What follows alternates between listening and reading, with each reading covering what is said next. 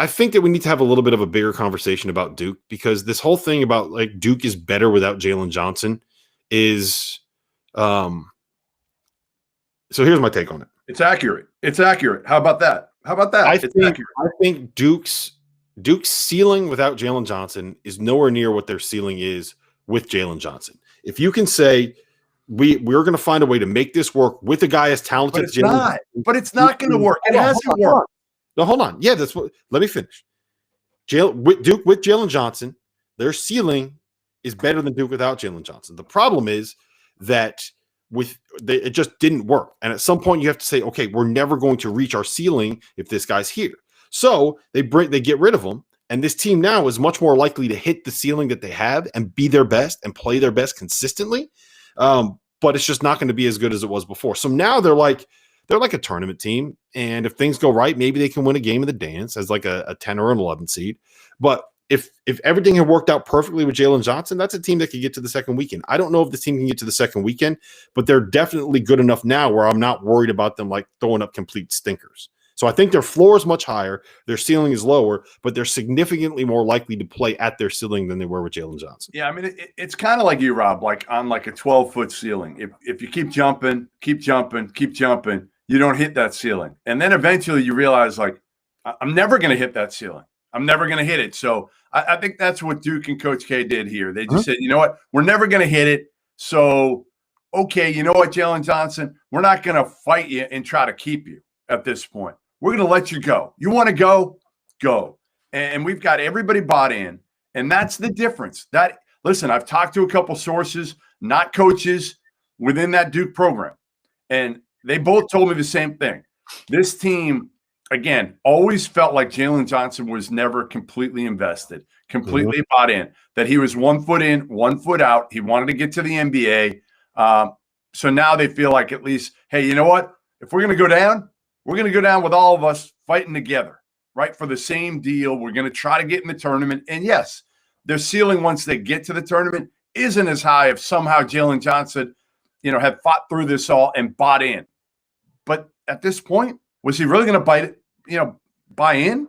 Like, no. He did. So this was the right move for Duke. Again, the right move for Jalen Johnson. And just to clarify something, when I did mention his camp, I was referring to the fact that that his family is talking to agents throughout this whole process. Anybody who's naive enough to think that Jalen Johnson's family is not talking to agents before making a decision like this is absolutely naive. It happens all the time. And it happened in this case. Trust me. I'm not saying they fully listened to exactly what the agent was saying, but guaranteed they're trying to get their temperature, feel the temperature of the agent of, hey, if we do this now, what are NBA people saying? And they should be.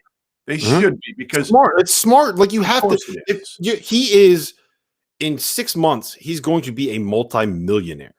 He's going to get a deal that is worth like 8 figures, guaranteed money, right? That's what's going to happen to him, like in 6 months, as soon as he gets drafted.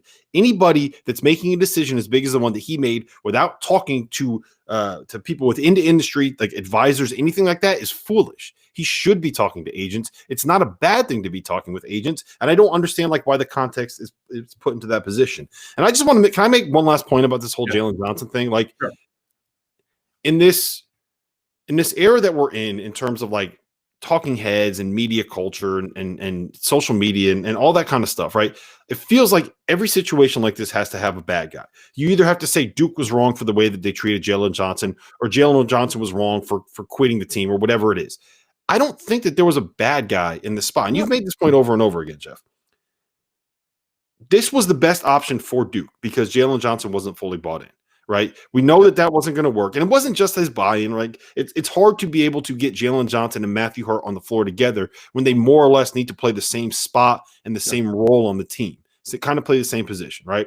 We kind of overlap. And again, we talked about it. He got there August 20th. He didn't No, I know. So, but it's also like, it's also the right decision for Jalen. Because like, if you're going to be playing 8 or 9 or 10 minutes a game or whatever it is, that's not better for your long-term future as it would be to just kind of leave, get in the gym, work out, get better individually, and maybe just spend if you spend 5 months working on your jump shot, maybe you're a guy that's going to be making threes at the NBA level instead of being a guy that teams don't have to guard outside of 15 feet.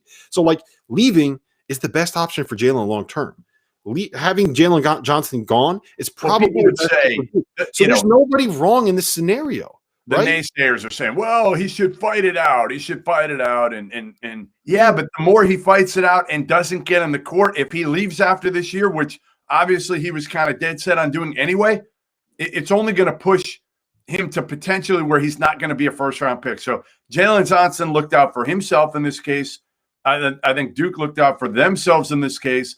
And again, I think both are going to win because I think Duke is going to get to the tournament where they might not have done it with Jalen Johnson. Jalen Johnson's still going to be a first rounder. And to be honest, Rob, Jalen Johnson needs to go somewhere where there's no pressure on him because it's going to take time for him to be an impact guy in the NBA. He's got to work in his shot. He's got to work on his defense. He's got to work on bringing it every single day. So to me, if he goes 22 instead of 12, I think he plays on first of all, a better team and not as much as expected of him. And that's perfect. And I just want to make one. You mentioned the whole quitting label thing. I just want to make one more point on that, right? In a vacuum, right? You want guys that are going to fight through adversity, right? That's a good thing for anybody. It's not just an athlete. If you're able to understand that bad things are going to happen to you in life and you have to work through them and you have to make the best of them and you have to find a way to persevere, everybody needs that, right? I would make the argument that Jalen Johnson, battling through COVID, battling through this situation, he tried to persevere. It wasn't you reported this earlier, right? He went home during the Christmas break. There was some speculation whether or not he was going to come back. He came back and he tried, whether or not he was fully bought in, whatever, he tried. He did come back. He didn't leave, and it just didn't work. And it wasn't working for either side. And when it's not working for either side, and there's a shelf life on what your relationship is, there's no reason to push through it when it's going to be worse for both sides. So you can don't call him a quitter. Don't label him a quitter. And I understand why they are. And Jalen Johnson kind of has to eat it because of some of the decisions that he made when he was in high school. But it's just kind of. It's also a unique year. I mean, that's the other part that we're not talking enough about is the mental health of all this. So again, this isn't the ordinary college experience that he's walking away from either.